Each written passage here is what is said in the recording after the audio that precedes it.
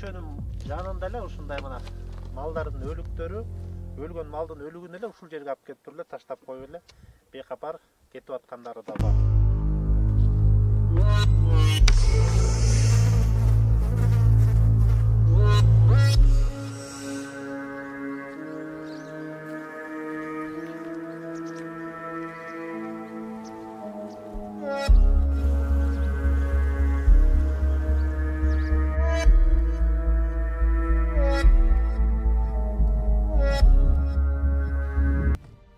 Каалаган кишилер ушул жерге ар кандай багыттагы таштандыларын алып келип көчөнүн боюна төккөнү төккөн.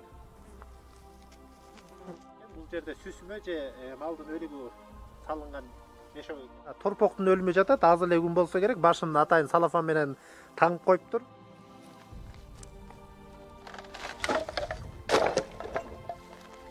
Мына өзүңүздөр көрүңүздөр кандай таштандылар ушул жерде айылга жакын төгүлүп жатат.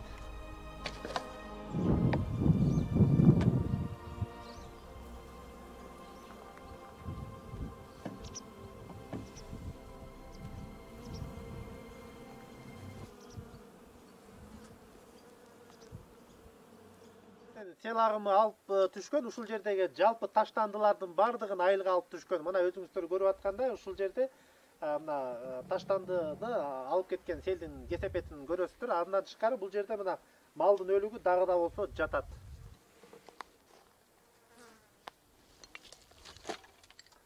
Сиздер көрүп жаткандай бул жерден балдардын памперсинен баштап мал жалдыктардын өлүктөрүнө чейин ушундай эле өтүп жаткан көчөнүн боюна төгүлүп жатат.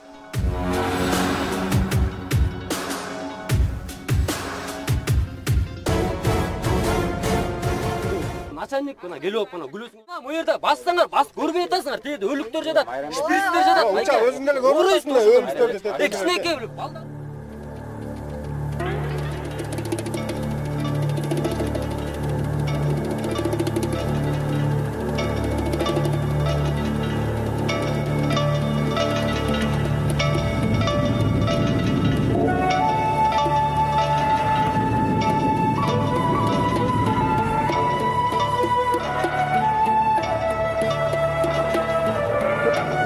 Деген санитардык эрежеге жооп бербейт. Райондук санитардык эпидемиологиялык көзөмөлдөө борбору жана фитосанитардык ветеринардык борборлордун өкүлдөрү ошол жакта иштеп аткандар эмнеге көзөмөл кылышпайт?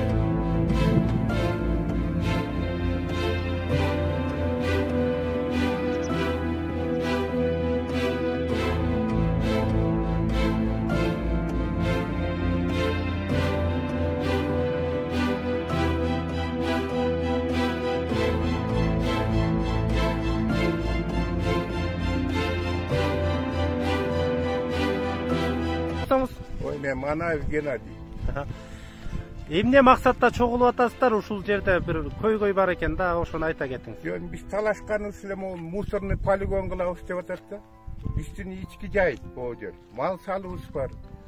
Ошого могуну полигонду алыш керек да бияктанчы. Ушул эле максатыбыз. Кыян жүрөбүз бияктан дагы. Бул участка аталышы кандай болуп калат? Аталышы участка. Жер Шортон айыл. Жердин аты. Шортон айыл деп коет могу баардыгы көлгө чейин. Анан бул маселени каяктан уктуңуздар, ушу мусорный полигон болот экен деп? Бул айыл өкмөтүнөн уктук. Анан 70-тен ашык киши кол койдук. Могу айыл могу ичин. Мунун алдында турган. Нарда өстөн бери келет нарычы. Мал сал. Тетиги бай илгерки милиционер Сапаралиев деген. Ошондон бери келишет ушуяка малдарын жайып. 66-жылдар болуш керек. Анда мен деле баламын. Биз так ошол көчөдө жашачубуз жанагы. Анан ошондо кыян түшкөн. Жана Майкоктуда. Анан түшкөндө жана Касымбек, Сасымбек дегендердин үйлөрү, Тети Күмен дегендердин үйлөрүнөн бери каптаган. Чоң сууну ошондо көл кылып тосуп калган. Ошондо 5-10 мүнөт турган. Суу акпай. Кийин өшөргө жердин баардыгын кечтирип, мына тамдарын салдырып алдым. Так кыяндын нууна. Өшөрдөн ат башы кесин директор Курманбек деген фундамент койгон.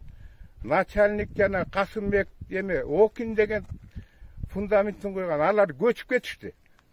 Там салбай.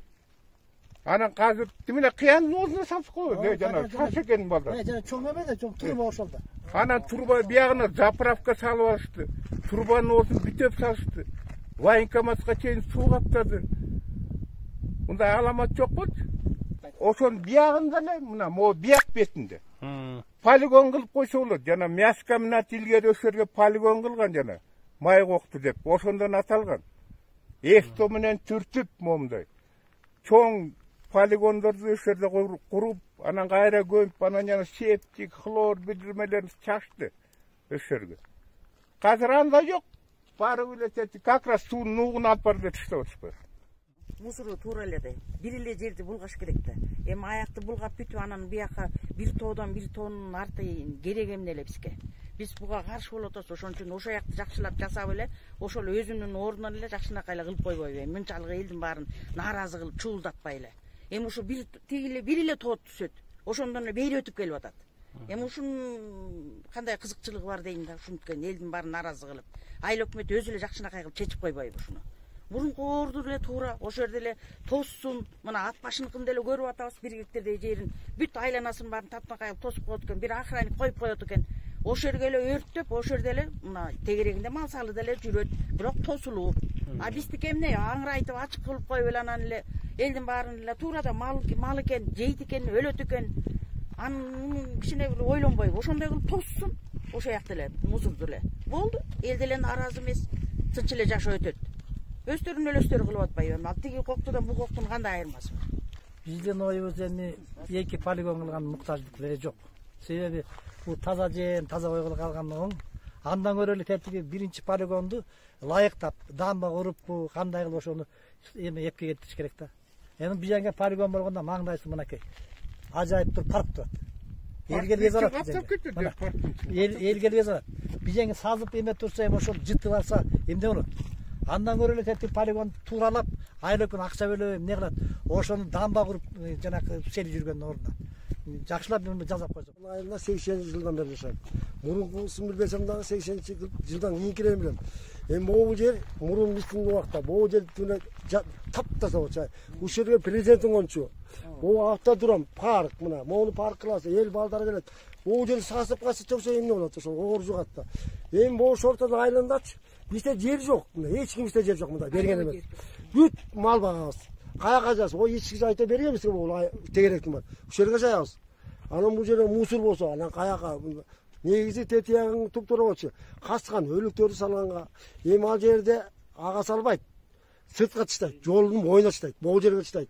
Ал оор жугат. Мисалы ушул жерден далай малдар оор өлдү. Ооруду айтып атат. Ошол жерден больница төгөт, жанакы жараган дары-дармектерин. Тиги төгөт, бу төгөт. Аяка барыш кыйын. Анан эми бул жерди улгасак, анан каяна барат? Эми каяна центрге төгөт. Ушул болгону ушул таза кармайлы деген элдин ою бул жер. Таза болсун, малыбыз аялы, оорсурконун алыс бололу деген гана элдин мутажы. Башка эчтеке жок бизде. Толук айыл өкмөтүн иштеш керек. Бул жер басалып алганбыз. Далай эмелер менен уруштук. Мусор төккөндөр, машина менен төгөт, өлүк төгөт. Чабышты могу жигит Мурат менен канча чабыштык. Сөгүп кеткен күндөр болду. Айла кеткенде могу жерде акча чогуп түртүштү бул жерде. Мына мусор болчу. Эми биздин эле ошол жерди таза кармап эле тигилер ошол жака жасасын, айыл өкмөт иштесин. Анан санэпистация деген иштебейт, келбейт. Даже бизде айылга да келбейт да. Анан тиги жакта айыл өкмөтүндө келип текшерип койбойт ай. Ошол жерде жана бар. Айыл өкмөтүн киши коюп койду дейт. Иштеп деп. Иштеп эле азыр өлүк бар ошол жатат. Жол. Ошол жерден бүт кыян түшүп, азыр машина бара албай калды. Мал салып бара албай калды. Машина жүрбөй калды.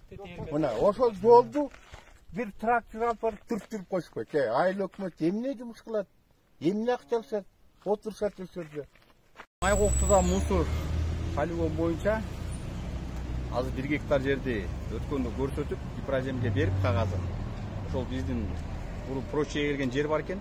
Ошол көчүрөлдүк. Мына бүгүн да барып көрүп келдик да. Именно ошо жолчулар альтернатив жол салып аткандарга айтып, мына ошол жерди алгыла депчи. Алып бирөтөлүк касса көрүнүп. Ошол жерге киргизип анан бизден жанагы айылына чөйрөнү коргоо боюнча да Токой чарбасы боюнча эме келген, проект келиптир. Баары жалпы Кыргызстан боюнча 60 миллион деп ошого азыр эме жазып атат, жаңы жол болот. Кудай буйрса ошол жактан өтүп калса, ошол жактын айланасын тозуп, сетка менен тозулат экен, бүт капталы 6 метр болуп. Ушунда жана салафан немелер учпайт экен. Жоготуп турганга. Бир полигон жетпейт, экинчи полигондун пайдасы кереги барбы Ал деген. полигон жетпей алганда ал полигон эме да, ал полигон болбой эле ал. Мындай эле төгүлүп кетканда, биз эми муну жасасак, буйруса бүт баягы мындай проект боюнча мыйзамдуу кылып жасап туруп, ушуну ишке ашыргандай кылабыз да. А мурунку жерде жасаса болбойбу? Мурунку жерди жасасак болот. Мурунку жерди ошо көрсөттүк бүгүн, ошо айында кылалы депчи. 2 жер болуп атты азырчы. Просто мурунку жерде үстүнө айында казып, айында жасаш керек экен да. Анан жакынкы убакта чечебиз буюрса, чечип жазап. Анан көрүп атпайсыздар, салафан баары учуп, бүт жердин баары экология булгор. Майкокту ошо кайсы жылдары, канча жыл болду ачылганына бул? Майкок билгени тети Союз убагында ачылган экен, 51 экенчи жылдык. Анан мясо комбинаты болгон ошо отходтун баары төкчү экен.